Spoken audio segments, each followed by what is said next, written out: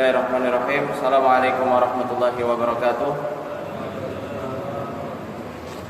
Alhamdulillahirabbil alamin wassalatu wassalamu ala asyrafil anbiya'i wal mursalin wa ala alihi wa sahbihi ajma'in. Rabbi shrah li sadri wa yassir li amri wahlul 'uqdatam min lisani yafqahu qawli. Wa ba'du. Alhamdulillah, puji syukur pada kehadirat Allah Subhanahu wa taala yang dengan limpahan karunia serta rahmatnya Allah pertemukan kita lagi dalam majelis mingguan untuk mengkhatamkan kitab Wiqayatul Insani Minal Jinni Wasyaitan karya Syekh Wahid Abdus Salam Bali. Kitab khusus yang membahas permasalahan kesurupan, gangguan jin dan tata cara pengobatannya secara syar'i menurut Al-Quran dan juga Sunnah dan menurut pedoman petunjuk dari para ulama kita. Alhamdulillah, kemarin kita sudah membahas masalah buhul, letak-letak buhul dan letak-letak ikatan-ikatan setan di dalam tubuh manusia. Maka insya Allah pada kesempatan pagi hari ini kita akan membahas permasalahan setan angub. Angub itu apa? Nah, ini setan angub.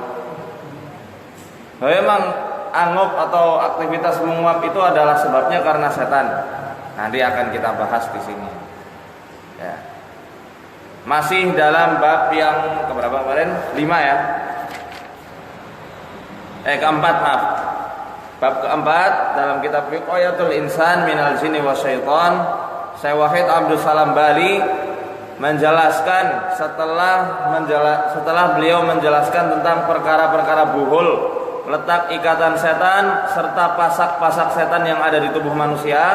Beliau membahas tentang tertawanya setan ketika manusia sedang menguap. Asyaitanu yadhaku minal mutataibi. Setan itu akan tertawa. Dia akan menertawai orang yang sedang menguap. Kenapa? Wadzalika li anna tata'uba yansa'u 'anil kasal. Kenapa demikian? Karena yang namanya menguap itu akan mewarisi sifat malas. Ya.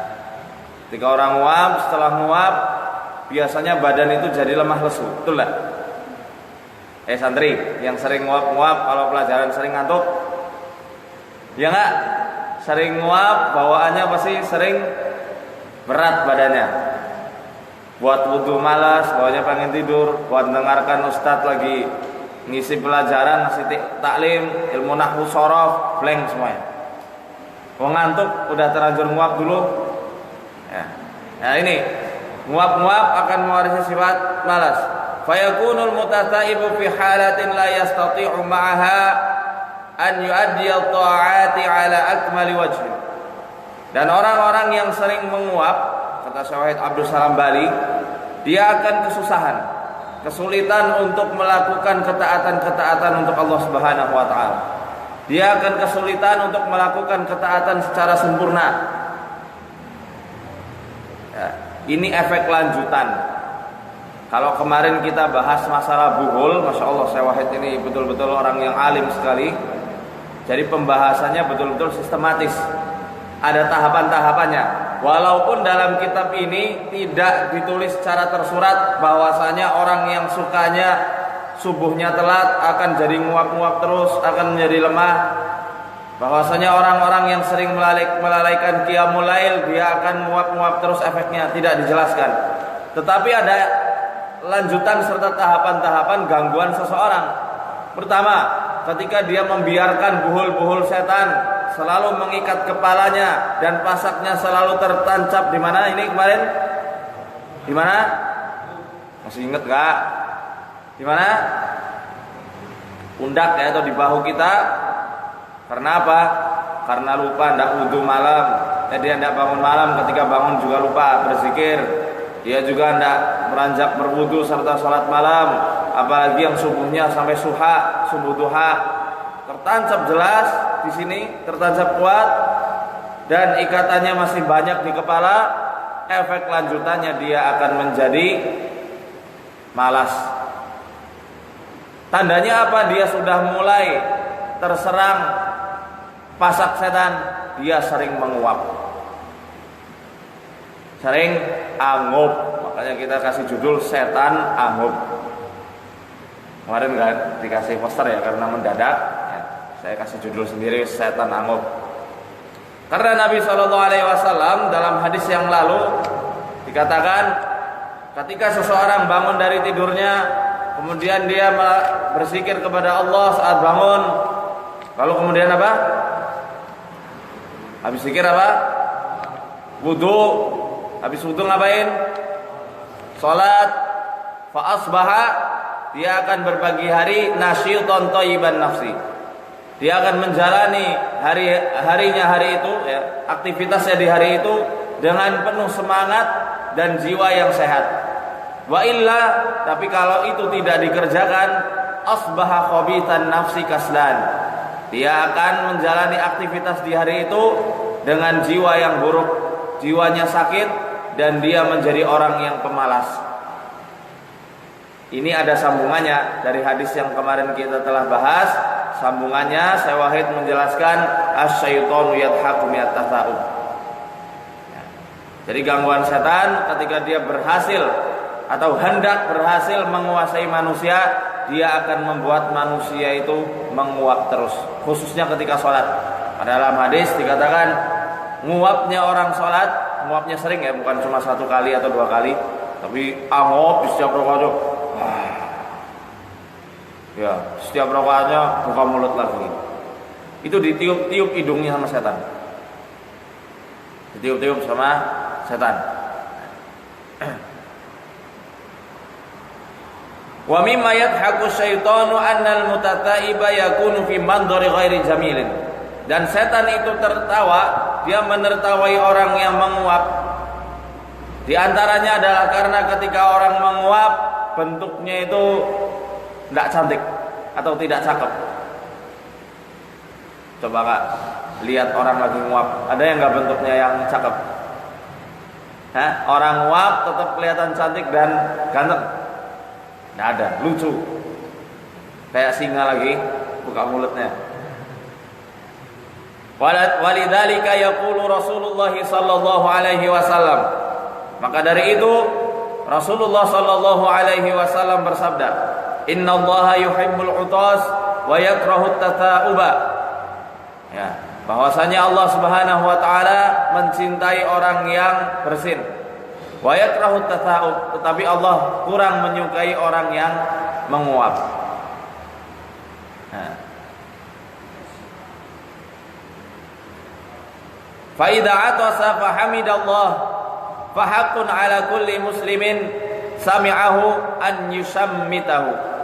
Ya. Dan apabila ada seorang di antara kita bersin, apa yang harus dilakuin?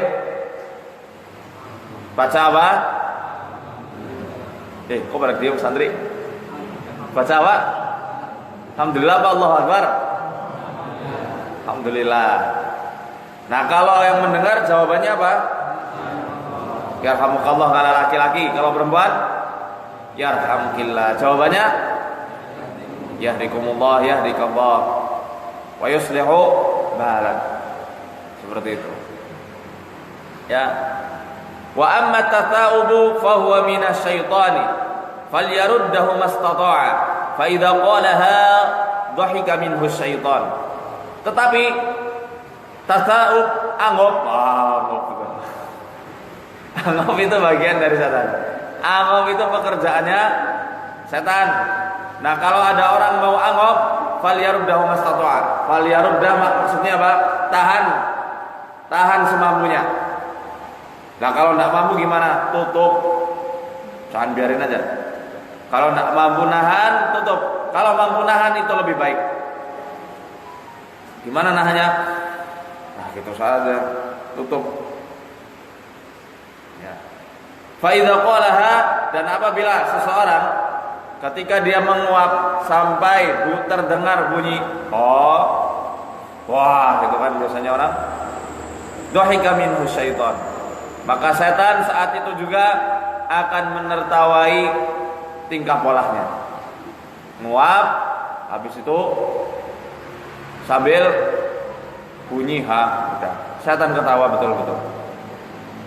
Dalam hadis riwayat Imam Muslim dari Abi Sa'id Al-Khudri radhiyallahu anhu, Rasulullah sallallahu alaihi wasallam bersabda, "Idza tata'aba ahadukum falyumsika biyadihi ala fi, fa inna syaitana yadkhul." Apabila salah seorang di antara kalian sedang menguap atau hendak menguap, hendaklah dia menutup mulutnya dengan tangannya. Tadi yang kita bilang ya, kalau tidak mampu menahan, tutup. Karena menguap, walaupun itu dari setan, itu sifat alamiah manusia. Kadang tidak bisa kita atur, tidak bisa kita tahan-tahan. Kalau terpaksanya nguap, solusinya dari Rasulullah SAW, ngapain? Tutup mulutnya. Ya, kenapa? Fa inna syaitana yadkhul. Karena di saat itu setan hendak masuk ke dalam mulutnya. Jadi di sini akan ada rahasia luar biasa yang menjelaskan kenapa kok setan itu senang banget sama orang yang nguap. Dan apa alasannya kenapa setan selalu meniup-niup orang, meniup-niup hidung seseorang hingga dia menguap? Itu nanti ada alasannya tersendiri. Dan kenapa kok Allah lebih suka bersin? Nanti akan kita bahas. Berkata Al-Hafidh di sini Ibnu Hajar Al-Asqalani, ya. Yatahammalu an yurada bihi ad-dukhul haqiqah. Ay yahtamilu anna yuradu bihi ad-dukhul haqiqah. Jadi maksud dalam hadis riwayat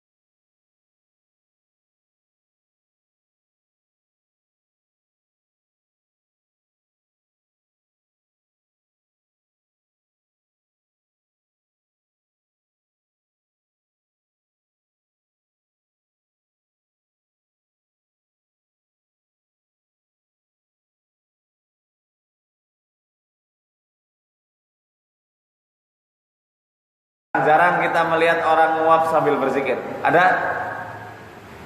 Kalaupun ada, a'udzubillahi minasyaitonirrajim. Ada yang malah dibuat main seperti itu setan malah makin suka. Nanti di sini ada dijelaskan bahwasanya orang yang memainkan mulutnya ketika menguap, wah gitu, itu diibaratkan setan senang sekali karena dia layaknya seekor anjing yang sedang melolong. Seekor anjing yang sedang melolong. Ada nanti di penjelasannya. Ya. Ketika orang sedang menguap, dia tidak mungkin berzikir saat menguap. Makanya di saat itu setan rentan sekali. Di saat itu rentan sekali setan masuk ke dalam tubuh manusia. Di sini ada pelajaran yang amat sangat penting, masya Allah. Ya. Ketika sedetik aja atau sekejap saja lupa, lalai dari mengingat Allah Subhanahu wa taala, setan itu bisa masuk dan menguasai manusia. Kalaupun tidak kerasukan, ya ini bukan jenis gangguan setan yang merasuk, tapi lebih kepada gangguan setan apa yang kemarin kita bahas? Setan yang tidak bisa diusir, yang hanya bisa ditaklukkan, yang setiap manusia ada, apa namanya? Apa? Qarin. Dalilnya mana? Ayo buka lagi catatannya. Ma min ahadin minkum illa wa qad wukila qarinuhu minal jinni wa qarinuhu minal malaika. Tidak ada seorang pun di antara kalian kecuali Allah Subhanahu wa taala telah menetapkan qarin. Apa artinya qarin? Pendamping, teman setia yang dia itu tidak pernah berlepas. Beda sama sohib, beda sama sodiq. Qarin dia selalu melekat. Kemanapun ada itu namanya qarin. Bahkan di masa-masa privasi pun qarin itu menyertai kita. Karena lengket kayak perangko. Qarin dari jin dan qarin dari para malaikat. Nah kalau lupa, wa may ya'shu an dzikrir rahmani nuqayyid lahu syaitanan fahuwa lahu qarin. Barang siapa yang lalai mencampakkan peringatan Allah Subhanahu wa taala, ini Al-Qur'an, berzikir kepada Allah, maka kami akan menjadikan qarin, setan menjadi qarinnya. Setan menjadi teman dekatnya yang selalu menyertainya kemana mana. Itu kalau lalai dari Quran seluruhnya. Ya bayangkan aja, kalau nguap yang hanya sekejap aja setan bisa masuk dan menguasai, sehingga membuat tubuh kita ini lemah, membuat tubuh kita lesu, berat untuk ibadah, ya, ngantukkan terus. Ketika dibawa baca Quran ngantuk, ketika taklim ngantuk, sholat subuh ngantuk, apalagi yang melalaikan Al-Quran, melalaikan Allah sepanjang harinya. Ya, entah gimana keadaannya. Gelap gulita pastinya. Naudzubillah min dzalik. Nas'alullah as-salamata wal afiyah. Ya. Seperti itu. Ini pelajaran penting bahwasanya ketika ruqyah yang terpenting ketika selesai proses ruqyah jangan lepas untuk selalu mengingat Allah Subhanahu wa taala. Apa cukup dengan membaca subhanallah alhamdulillah wa la ilaha illallah Allahu akbar? Itu betul. Itu harus dicapai tahapan itu. Tetapi zikir itu bukan hanya zikir ucapan saja. Antum ikut kajian ilmu, kajian-kajian ustaz-ustaz lain nanti yang membahas tafsir, membahas akidah, membahas fikih, membahas hadis. Itu salah satu dari berzikir kepada Allah Subhanahu wa taala, dan untuk menjadi senjata pamungkas antum, ya, yang menambah kepemahaman serta menghidupkan hati supaya bisa mentadabburi Al-Quran lebih dalam dengan ilmu-ilmu yang sudah didapat. Itu termasuk zikrullah. Itu termasuk zikir kepada Allah Subhanahu wa taala. Dan zikir kepada Allah, ya, itu kata Syekh As-Sa'di terbagi menjadi dua. Ini zikrul kamil, zikir yang sempurna. Itu nanti akan ada bagian-bagiannya. Yakni zikir yang maksimal sepanjang waktu, ya, dan zikir di waktu-waktu tertentu yang telah diajarkan oleh Nabi Shallallahu Alaihi Wasallam. Zikron kathiron, zikir yang banyak. Ya. yakni zikir sepanjang waktu dan zikir di mana waktu tersebut disunahkan kita untuk berzikir kepada Allah Subhanahu wa taala. Lah contoh gimana? Bangun tidur, zikirnya gimana doanya?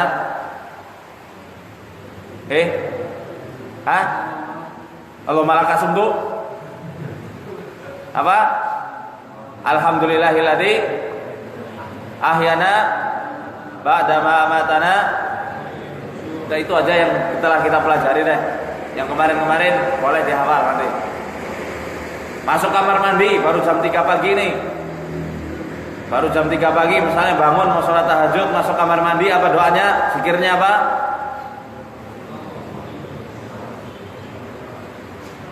Ntar bismillahirrahmanirrahim ya wis kamu. Pindah tempat tidur. Dari tempat tidur pindah kamar mandi tidur lagi.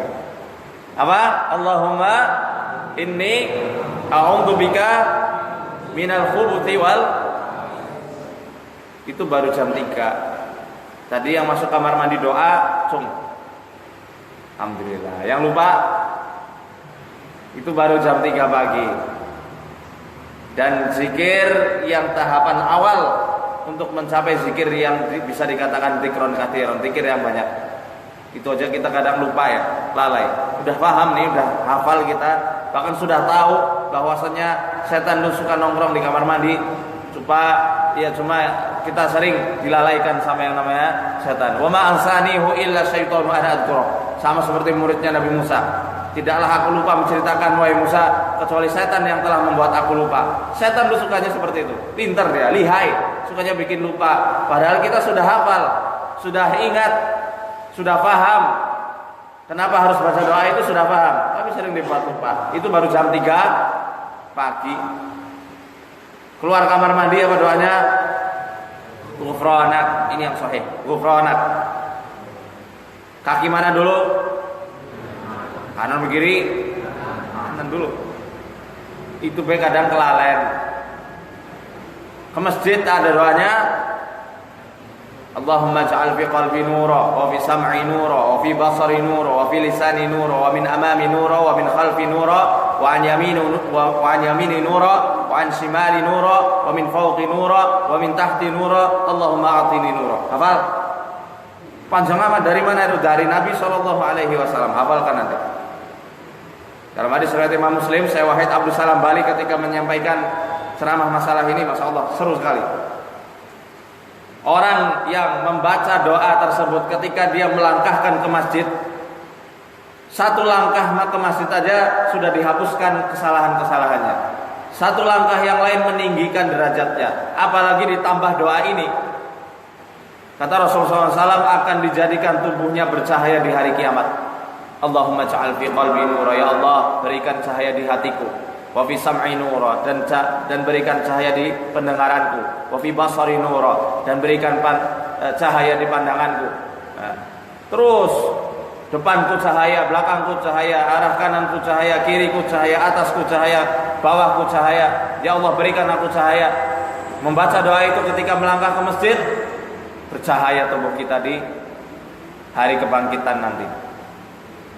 Bahkan ketika jin melihat, wallahu alam, kalau Allah kehendaki kita betul-betul istiqomah, ya setan akan silau, tidak kuat melihat cahaya Allah karena fadilah dari doa tersebut. Ya, terus masuk masjid, apa doanya? Allahumma aftah li abwaaba rahmatik. Itu juga kadang kelalen. Plak-plak, kakinya nggak diperhatikan, mana dulu yang masuk, mana yang keluar, mana yang masuk.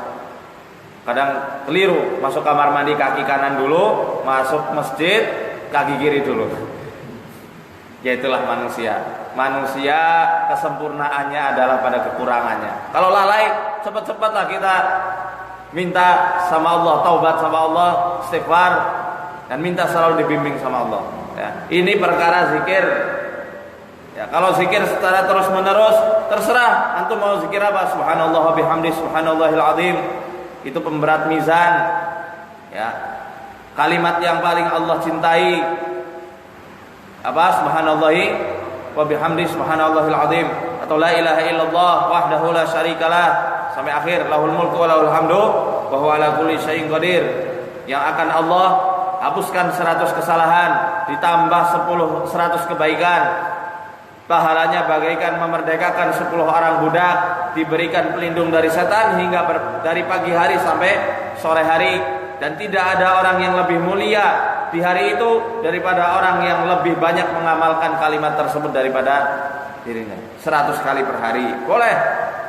Apalagi subhanallah walhamdulillah wala ilaha illallah wallahu akbar wala haula wala quwata illa billah, akan Allah tumbuhkan kebun sawah yang indah di surganya Allah nanti. Subhanallah walhamdulillah wala ilaha illallah wallahu akbar. Mau kita bercocok tanam di surga, baca itu biar sawah kita banyak melimpah di surga. Masya Allah. Atau yang lainnya, sholawat boleh. Allahumma sholli ala Muhammad, Allahumma sholli wa sallim wa barik ala Muhammad.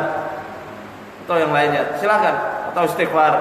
Yang penting kita biasakan. Tahapan ini tidak akan tercapai kalau kita tidak pernah memulai. Maka mulai terlebih dahulu, insya Allah Allah akan giring. Ketika kita telah mencapai tahap dzikron katsiron, zikir yang banyak. Zikir yang banyak bukan sampai puluhan ribu, sampai ribuan, sampai ratusan ribu, ditentukan jumlahnya sekian ratus kali, sekian ribu kali, tidak. Itu belum dzikron katsiron. Ada kisah Israiliyat. Nah, ini bukan dari Nabi SAW, Israiliyat saja. Ketika Nabi Ayub alaihissalam sakit, yang kata mereka itu penyakitnya digerogoti ulat, belatung. Itu Nabi Ayub tanya, ini apa sih sebenarnya yang hikmah Allah Subhanahu wa taala itu menciptakan belatung? Baru batin seperti itu. Karena ya menurut fitrah manusia, belatung itu makhluk yang menjijikan, ya kan? Sampai beliau bergumam gitu dalam hati. Saat itu juga belatungnya Allah izinkan berbicara. Wahai Nabi Allah, berapa kali engkau berzikir pada Allah setiap harinya? Kata Nabi Ayub 10.000 kali. Wahai Nabi Allah, ketahuilah bahwasanya setiap hembusan nafasku dari ketika aku telah menetas dari telur hingga sekarang, setiap nafasku adalah zikir kepada Allah. Itu kata belatung. Kita kalah sama belatung. Makhluk-makhluk Allah yang lain itu semua bertasbih, mengesahkan Allah, mentauhidkan Allah. Kalau kita Allah singkapkan hijabnya sehingga kita bisa mendengarkan seluruh tasbih makhluk-makhluk yang ada di alam raya ini, niscaya kita akan gila, tidak bisa tidur. Kenapa? Baju kita berzikir, meja ini berzikir, tiang berzikir, burung-burung semuanya berzikir, angin berzikir, sehingga semuanya ramai dengan tasbihnya masing-masing yang kita tidak pernah mengetahuinya. Bisa dilihat dalam surat An-Nur ayat 44. Ya. Makanya Allah kasih penghalang supaya kita tidak bisa dengar.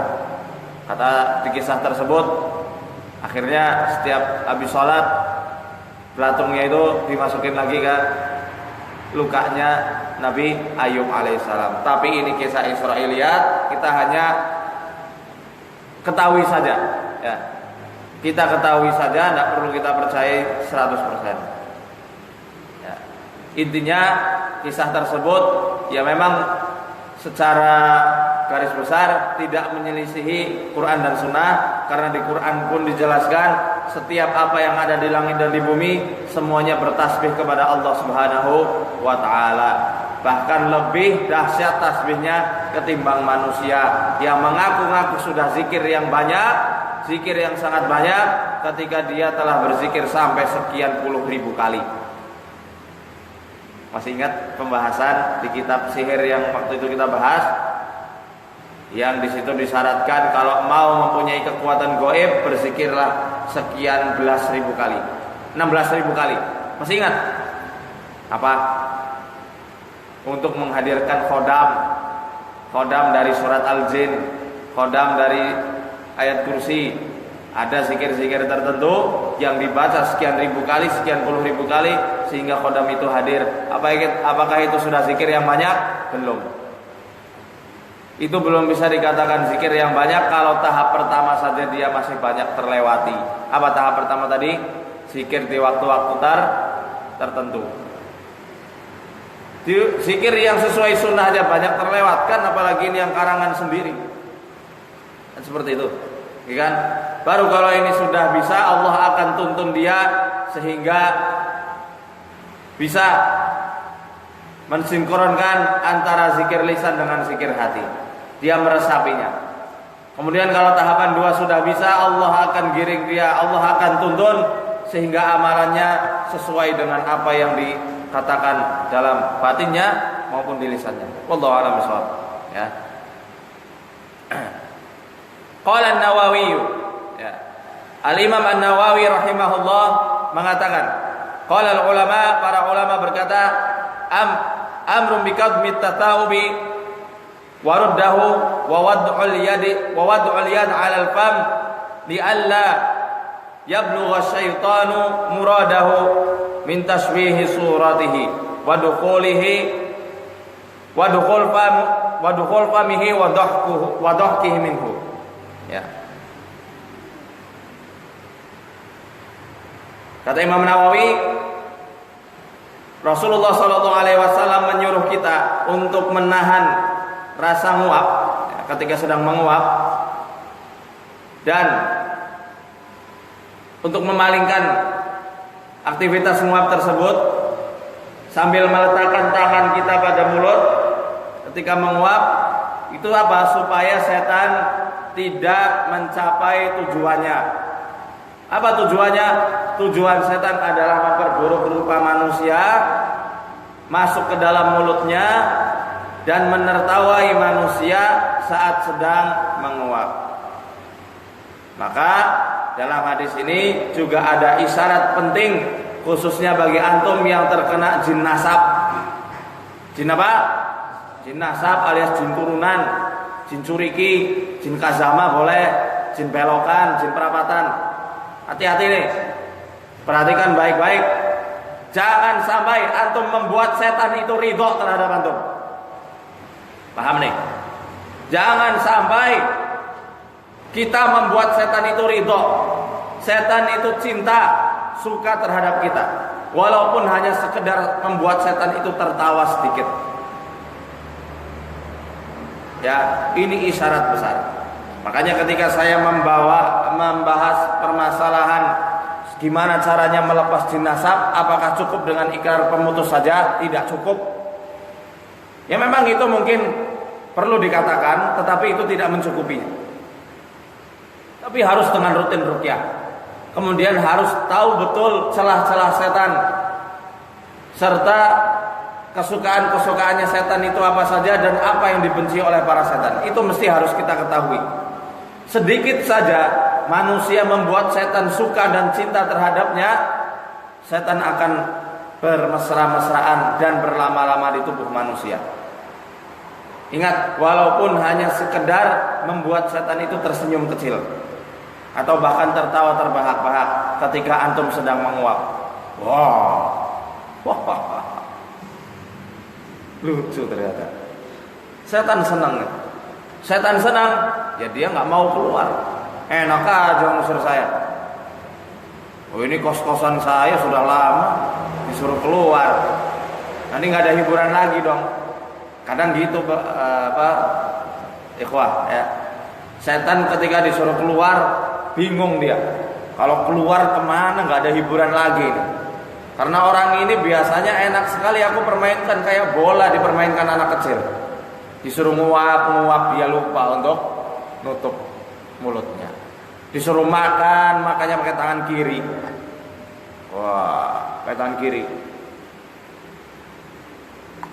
Suruh makan yang baik, makan yang halal tapi jadi tidak baik. Banyak makan mie instan, banyak ngerokok. Ngerokok halal apa haram? Tampuh lah ya. Kalau menurut saya, kalau pikir secara logika tak kayaknya haram ya. Haram apa mutan? Hah? Yang bilang enggak siapa? Oh iya boleh Pak. Haram lah ya. Iya, kita sudah sepakat. Kayaknya kita nggak perlu bahas lagi masalah rokok, bukan yang tersinggung ya. Terus apa lagi? Disuruh potong rambut selain rambut kepala dan alis, dia membiarkannya tumbuh subur bersemi. Ya, tempat bergelantunganku di situ. Ya. Dan lain-lain, ada banyak yang membuat setan itu suka. Ya, termasuk bagi wanita-wanita yang tidak berjilbab, suka sekali setan itu. Karena dia mempunyai banyak peluang supaya dia dapat banyak poin dari iblis.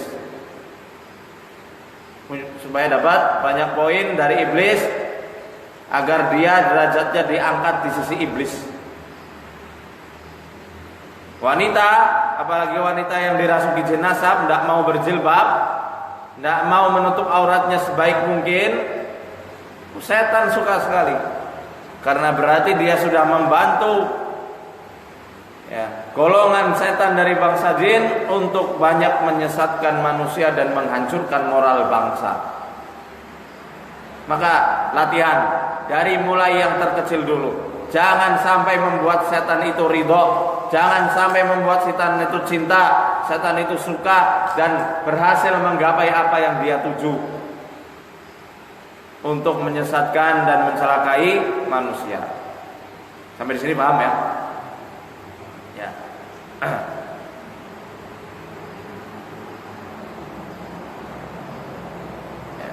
Bahkan Nabi SAW dikatakan mata ta'aban nabiyyu sallallahu alaihi wasallam qat. Nabi sallallahu alaihi wasallam semasa hidupnya tidak pernah menguap. Ini ada dalam kitab Fathul Bari. Ya. Dalam kitab tarikhnya Sahih Bukhari. Lalu apa sih rahasia kenapa Allah Subhanahu wa taala lebih suka orang yang bersin dan membenci atau kurang menyukai orang yang menguap? Itu tadi kita sudah bahas sedikit. Ya, permasalahan apa? Permasalahan menguap dari para ulama-ulama kita terdahulu. Lalu kita akan bahas dari kitab kontemporer yang sekarang ini, yakni bisa antum lihat tadi dalam kitab Al-Haqaiqut Tibbiyatu fil Islam halaman 155. Di situ dikatakan rahasia besar mengapa Allah Subhanahu wa taala mencintai orang yang bersin, hajin, dan kurang suka sama orang yang menguap. Wal atibbau fil asr hadir. Ya. Para dokter, ahli-ahli kedokteran di masa modern ini, mereka semua mengatakan at-tata'ubu dalilun ala hajatid dimaghi wal jismi ila oksigen wal ghidha. Menguap adalah gejala yang menunjukkan bahwasanya otak manusia dan tubuh manusia mempunyai kebutuhan khusus terhadap oksigen dan juga nutrisi yang bisa sampai kepada otak dan tubuh. Wa ala taqsiri jihaz at-tanaffusi fi taqdimi ma yahtajuhu ad-dimagh wal jismu wal oksigen. Karena organ pernafasan itu kurang. Jadi menguap itu adalah suatu aktivitas yang menunjukkan bahwasanya otak dan tubuh manusia memiliki kebutuhan yang besar untuk menyuplai oksigen dan juga nutrisi kepada otak dan tubuh manusia. Karena apa? Karena organ pernafasan kurang dalam menyuplai oksigen pada otak dan tubuh. Cek. Mati ya? Ya pakai.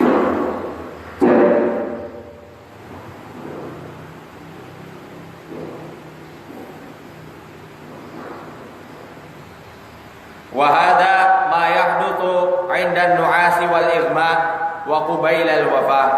Dan hal inilah yang akan terjadi ketika seseorang itu dalam keadaan ngantuk, dalam keadaan lesu, dan ketika seseorang dalam keadaan menjelang wafatnya.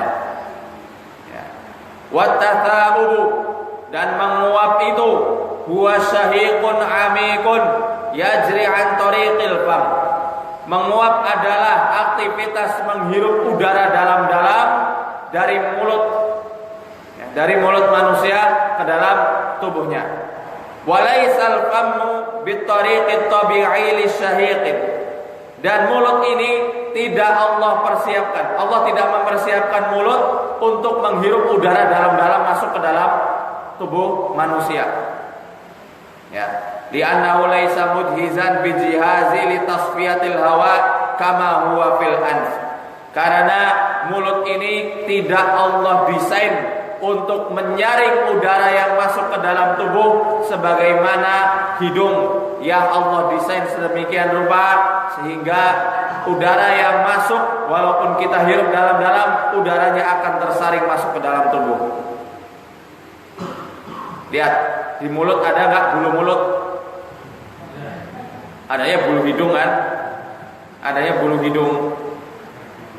Upil, maaf, upil adanya di mana? Di hidung apa di mulut? Mulut. Ya kalau ketelan itu di mulut. Adanya di mana? Di hidung. Karena memang, maaf, upil itu adalah hasil produksi dari penyaringan udara-udara yang masuk ke dalam hidung. Nah kalau mulut tidak Allah program untuk menyaring hawa, untuk menyaring udara yang masuk ke dalam tubuh, ya.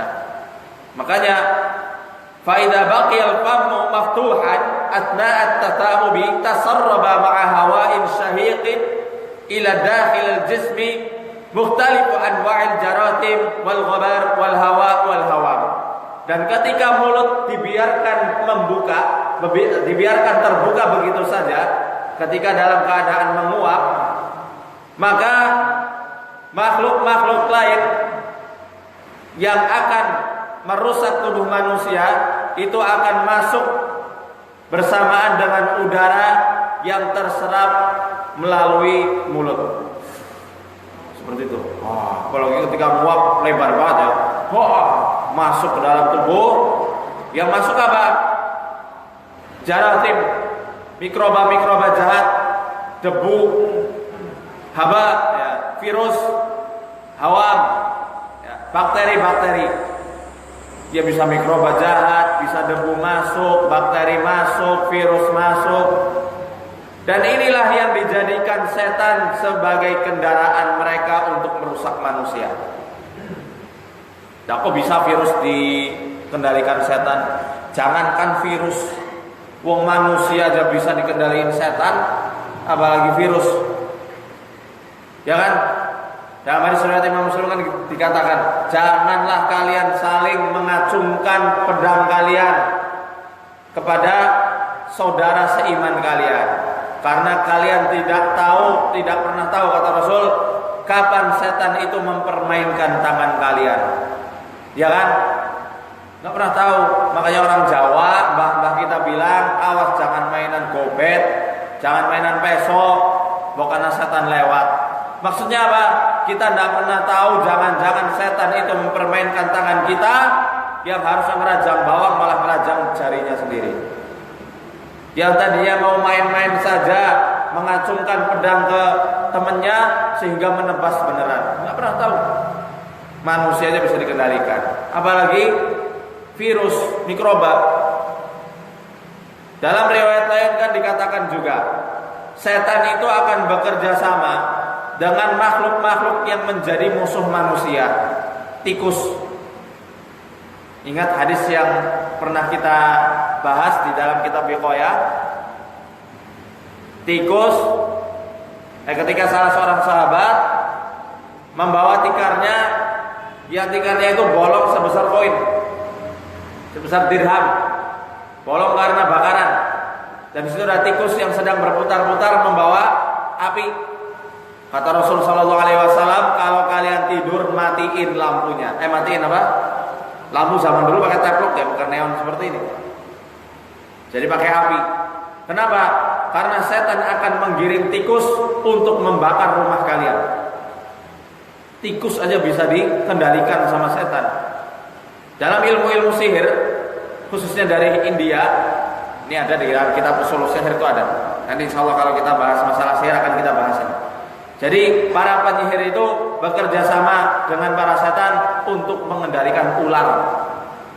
Bahkan ular pun bisa dikirim ke rumah seseorang untuk mematok dan membunuh calon korbannya. Itu bisa seperti itu. Apalagi ini apa? Virus, mikroba dan lain-lain. Ya, ini bahasa ilmu medis kedokteran, ya ada bahasa-bahasa seperti ini. Namun hakikatnya mereka itu adalah tentara yang saling membantu satu sama lain untuk menghancurkan manusia. Oke, paham di sini? Di sini kita bisa mengambil pelajaran juga, bisa mengambil faedah besar juga. Bahwasanya Allah Subhanahu wa taala mencintai segala apa yang dapat membawa kemaslahatan bagi manusia, membawa kebaikan bagi manusia, dan membawa kesehatan bagi manusia serta keselamatannya. Walaupun perkara itu kecil dan mungkin diremehkan oleh sebagian besar manusia. Bersin contohnya. Sebagian orang lebih jijik bersin ketimbang muak. Bersin. Padahal itu adalah sesuatu yang Allah cinta. Karena di saat bersin, virus-virus yang ada dalam tubuh Allah keluarkan secara otomatis melalui fitrah yang Allah berikan kepada manusia. Makanya kenapa orang flu itu bersin-bersin? Bersin itu sebenarnya penyembuhan alami yang sudah Allah sediakan untuk manusia. Tanpa bersin mati manusia hanya karena penyakit flu. Ya, jadi itu sebenarnya penyembuhan alami dari Allah Subhanahu wa taala. Ya bukan berarti dibiarkan bersin-bersin aja. Bersin ya juga dikasih obat-obatan, jamu herbal yang dapat mendukung kesembuhannya. Muab, setan amat sangat suka terhadap apa saja yang dapat mencelakai manusia. Tak pandang sekecil apapun sesuatu tersebut.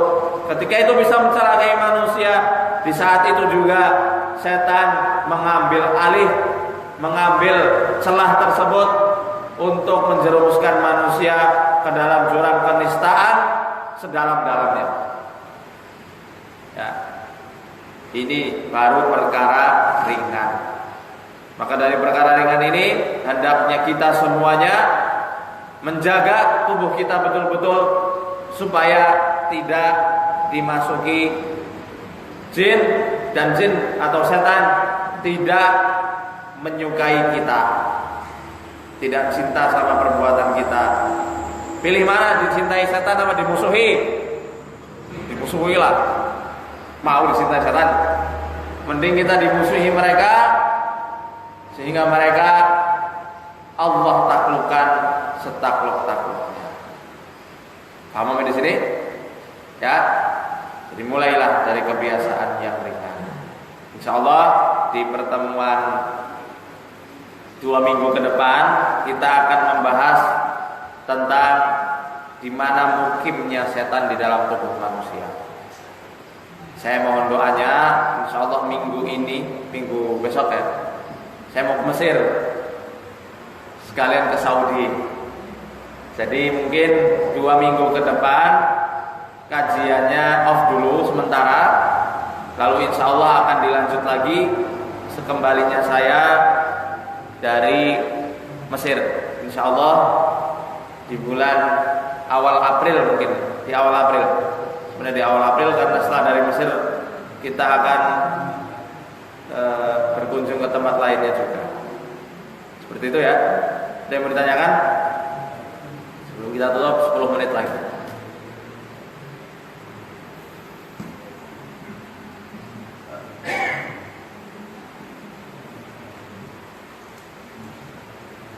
Ada ya? Monggo Pak. Salam.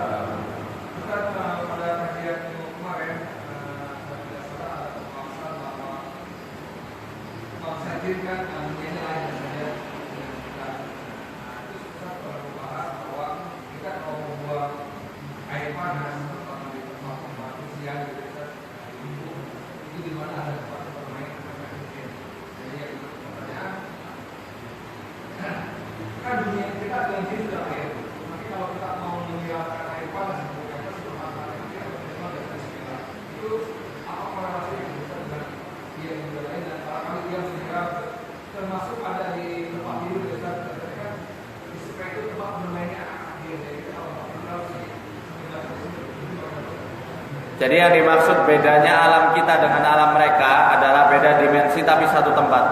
Karena dunia ini yang gak ada dunia yang lain kecuali dunia bumi ini dan juga langit yang telah Allah ciptakan. Mereka sama seperti kita, tinggal bersamaan dengan kita, bahkan di rumah-rumah kita. Cuma bedanya mereka memang tidak ada terpaut antara waktu dan juga dimensi. Waktu dan juga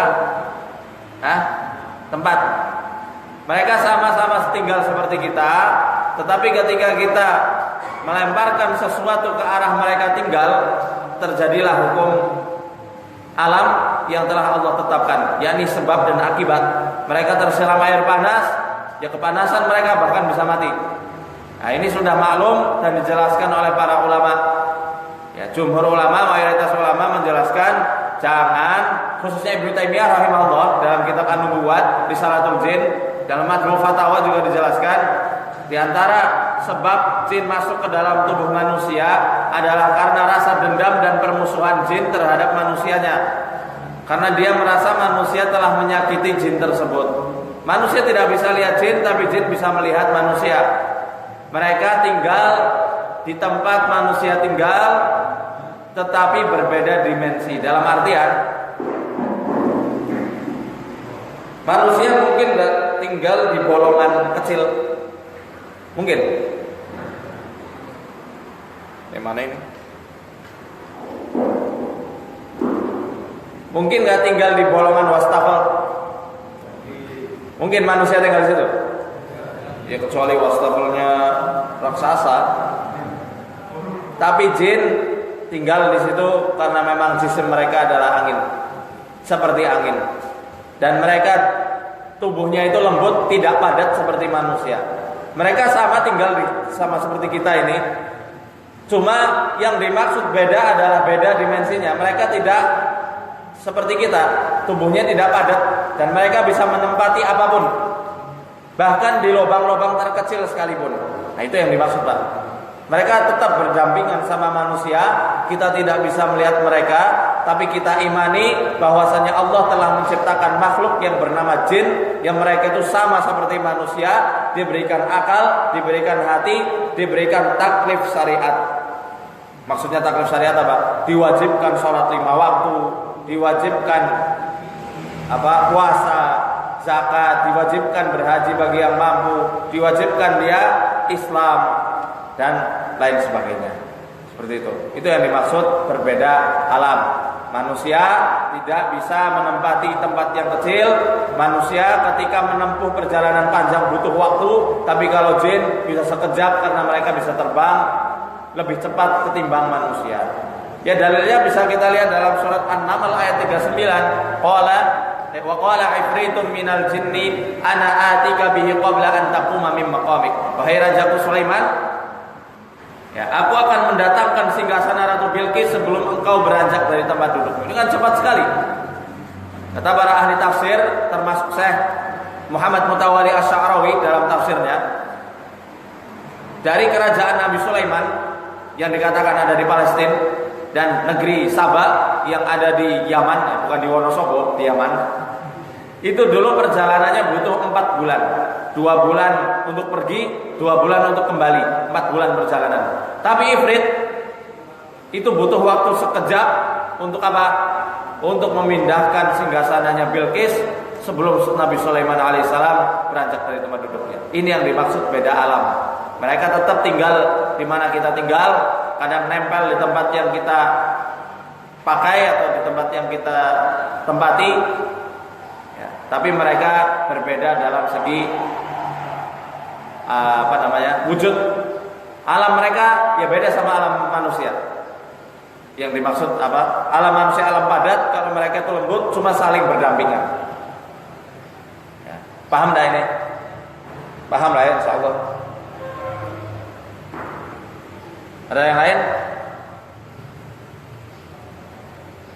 kita mau ruqyah mandiri, praktek ruqyah mandiri ya. Karena ini ada yang datang saya rasa mau ruqyah. Betul enggak? Sebenarnya di kajian tidak ada ruqyah, cuma untuk kajian saja. Ya. Untuk yang suka nguap-nguap, ada air? Ada air enggak? Kalau tidak ada, pegang di area sini. Yuk kita praktek sebentar.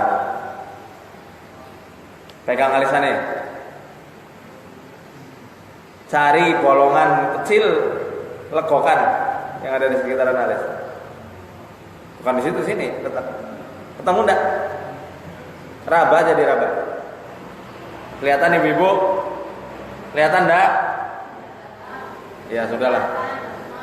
Kelihatan? Ya, raba alisnya raba. Ada legokan kan di situ? Ada? Ada lah, masa nggak ada? Nggak normal kalau nggak ada. Pegang situ, pegang aja, nggak usah dipencet, pegang. Agak tekan sedikit sini. Kita bacakan ya, nanti yang mual. Kresek ada kresek? Ada. Pak Tri, Pak, sediaan kresek Pak. Bawain aja, Pak Tri yang patroli. Ayo sebelum kita medang, daripada medang setelah itu ruqyah nanti gumoh kopinya keluar semua. Mending sekarang dulu. Sudah? Mana kreseknya mana? Lagi diambil ya? Pegang dulu. Kita bacain Fatihah ya, ayat kursi, Ikhlas, Falaq, An-Nas seperti biasa. Mulai. Yuk. Pegang Bu, pegang. Yang sering muap-muap terutama. Taklim muap, zikir lagi zikir muap, sholat muap, baca Quran muap. Pegang. Udah nggak usah lihat-lihat, kelihatan. Kelihatan kan? Yuk kita baca bareng-bareng. A'udzu billahi minasy syaithanir rajim. Bismillahirrahmanirrahim. Alhamdulillahi rabbil alamin. Ar-rahmanir rahim. Maliki yaumiddin. Iyyaka na'budu wa iyyaka nasta'in. Ihdinas siratal mustaqim. Siratal ladzina an'amta 'alaihim ghairil maghdubi 'alaihim waladdallin. A'udzu billahi minasy syaithanir rajim. Baca. Allahu la ilaha illa huwal hayyul qayyum. La ta'khudhuhu sinatun wa la nawm. Lahu ma fis samawati wa ma fil ard. Man dhal ladzi yashfa'u 'indahu illa bi idhnihi. Ya'lamu ma bayna aydihim wa ma khalfahum wa la yuhituna bi shay'in min 'ilmihi illa bima syaa. Wasi'a kursiyyuhu as-samawati wal ard wa la ya'uduhu hifdhuhuma wa huwal 'aliyyul 'azim. Pijit-pijit. Bismillahirrahmanirrahim. Amana Rasul hafal. Amana ar-rasulu bima unzila ilaihi min rabbih wal mu'minun. Kullun amana billahi wa malaikatihi wa kutubihi wa rusulihi. La nufarriqu baina ahadin min rusulihi. Wa qalu sami'na wa ata'na ghufranaka rabbana wa ilaikal masir. La yukallifu Allahu nafsan illa wus'aha. Laha ma kasabat wa 'alayha ma iktasabat. Rabbana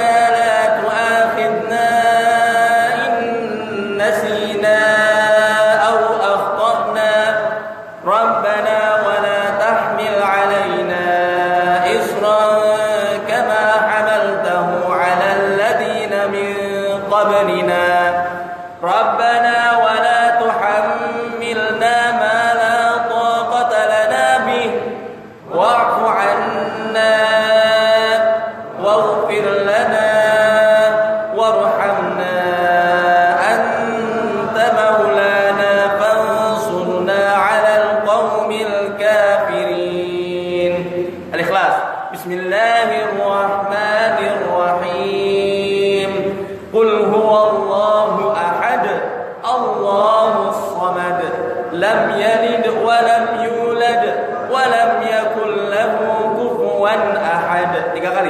Bismillahirrahmanirrahim. Qul huwallahu ahad, Allahus samad, lam yalid wa lam yulad wa lam yakul lahu kufuwan ahad. Bismillahirrahmanirrahim. Qul huwallahu ahad, Allahus samad, lam yalid wa lam yulad wa lam yakul lahu kufuwan ahad. Al-Falaq. Bismillahirrahmanirrahim. Qul a'udzu birabbil falaq min syarri ma khalaq wa min syarri ghasiqin idza waqab wa min syarri naffatsati fil 'uqad wa min syarri hasidin idza hasad. Bismillahirrahmanirrahim. Kalau sudah mual muntahkan. Qul a'udzu birabbil falaq. Kalau ada yang mual muntahkan. Min syarri ma khalaq wa min syarri ghasiqin idza waqab wa min syarri naffatsati fil 'uqad wa min syarri hasidin idza hasad. Bismillahirrahmanirrahim. Qul a'udzu birabbil falaq min syarri ma khalaq wa min syarri ghasiqin idza waqab wa min syarri naffatsati fil 'uqad wa min syarri hasidin idza hasad. An-Nas. Bismillahirrahmanirrahim. Baca semua. Qul a'udzu birabbin nas, malikin nas, ilahin nas, min syarril waswasil khannas, alladzi yuwaswisu fi sudurin nas, minal jinnati wan nas. Bismillahirrahmanirrahim. Qul a'udzu birabbin nas, malikin nas, ilahin nas, min syarril waswasil khannas, alladzi yuwaswisu fi sudurin nas, minal jinnati wan nas. Bismillahirrahmanirrahim. Terakhir. Qul a'udzu birabbin nas, malikin nas, ilahin nas, min syarril waswasil khannas, alladzi yuwaswisu fi sudurin nas, minal jinnati wan nas. Belum. Lihat sini.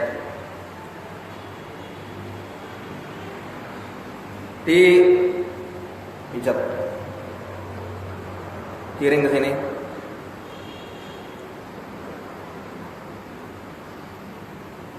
Terutama ada gangguan mual ya. Ayo, kreseknya disiapin. Maju mas, mau maju? Nggak apa-apa? Ya. Kita praktekkan.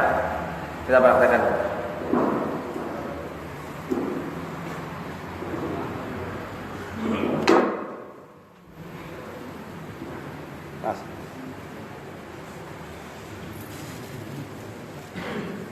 Tolong itu arahnya. Di arahnya. Nah ini. Enggak apa-apa nanti sama yang lain.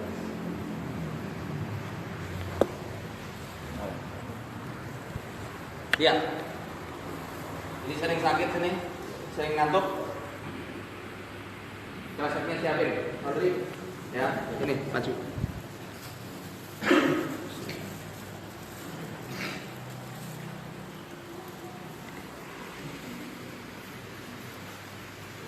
Ini ya, perhatikan.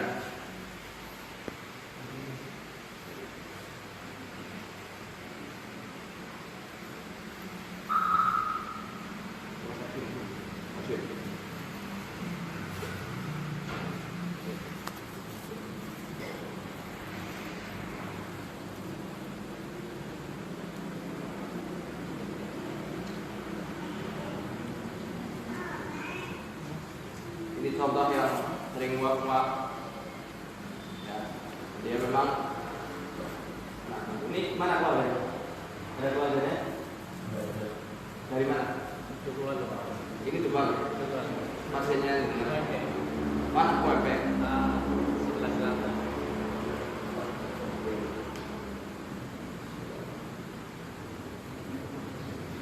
Tubuhnya bergetar. Tangannya set.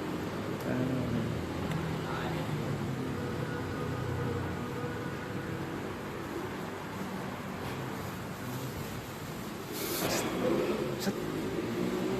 Set tangannya.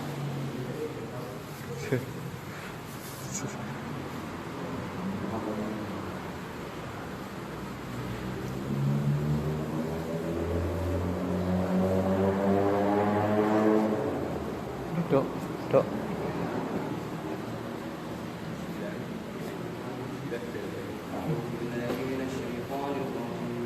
Tolong celana. Waduh, celana. Direkam.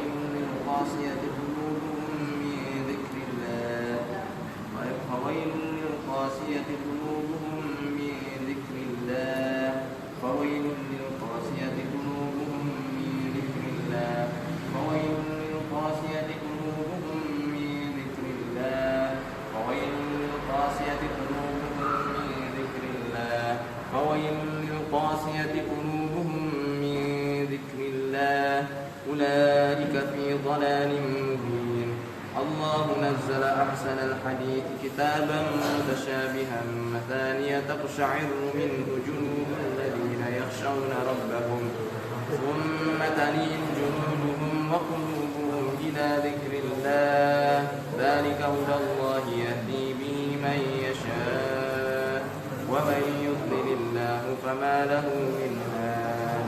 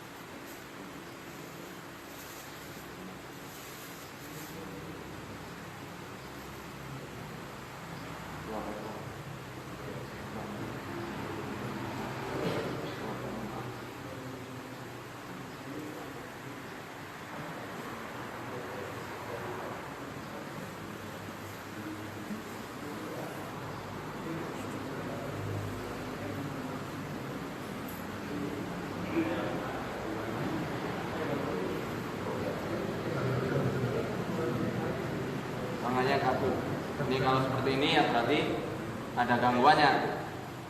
Ya, memang gangguan awal mereka akan dibuat nguap orang-orang ya. Saya nggak bilang mas ini aja, semuanya dibuat nguap terus menerus di setiap waktu, khususnya waktu ibadah. Dan ketika diruqyah bergetar dan tangan seperti ini. Ini sudah menunjukkan ada sesuatu. Ya, bisa dilihat nggak, santri? Antum kadar-kadar saya. Kelihatan nggak? Lihat.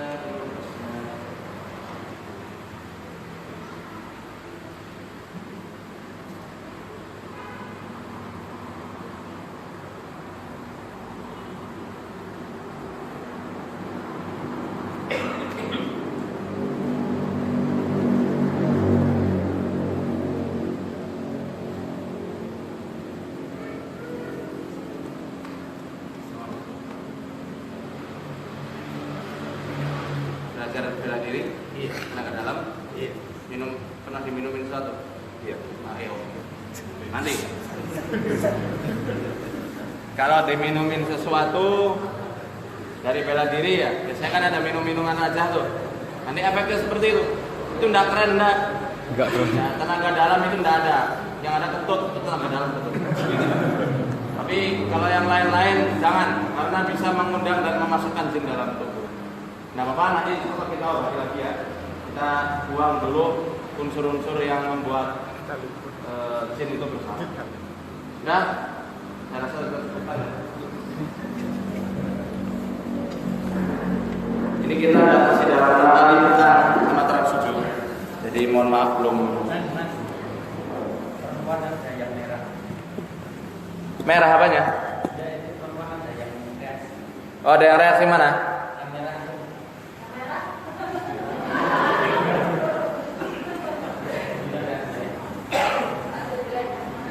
Mana lihat?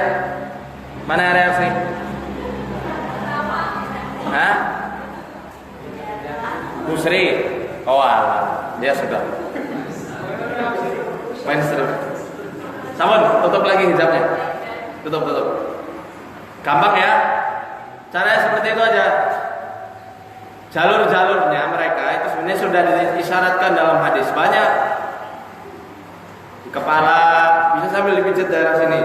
Pertemuan antara rambut sama kulit kepala, kulit apa nih? Jidatnya. Bisa di sini dipijat. Bisa di ubun-ubunnya sambil dibekam atau dilakukan di apa nih? Kepala belakang. Tengkuk sambil dipijat ringan, di bahu, dipekam juga bisa, di akupuntur juga boleh. Atau dipegang saja juga boleh sambil baca doa yang kemarin sudah kita praktekkan, ya, seperti itu. Paham ya? Untuk praktek lebih lanjut, ya harus istiqomah belajarnya di sini. Kalau yang baru hadir, kita tidak akan kader dulu sampai menghatamkan kitab ini di nanti. Kalau kita sudah selesai bahas ini, kita bahas masalah sihir, baru nanti kita adakan khataman yang kedua insyaallah. Ya, kalau yang sudah beberapa kali, nah, ayo insyaallah akan kita kader betul-betul. Cukup ya? Sudah ada yang tanyakan? Baik, barakallahu fikum. Kita tutup dengan membaca doa kafaratul majelis. Subhanakallahumma wa bihamdika asyhadu an la ilaha illa anta. Semoga apa yang kita pelajari hari ini Allah berkahi. Allah jadikan ilmu yang bermanfaat bagi kita, untuk guru-guru kita semuanya, khususnya untuk Syekh Wahid Abdul Salam Bali, Ustaz Arif Rahman Hakim rahimahullah, Ustaz Musa Sulkar hafizahullah dan lain-lainnya. Ya, dan semoga apa yang kita pelajari ini turut andil untuk menjayakan umat Islam di kemudian hari. Amin ya rabbal alamin. Assalamualaikum warahmatullahi wabarakatuh.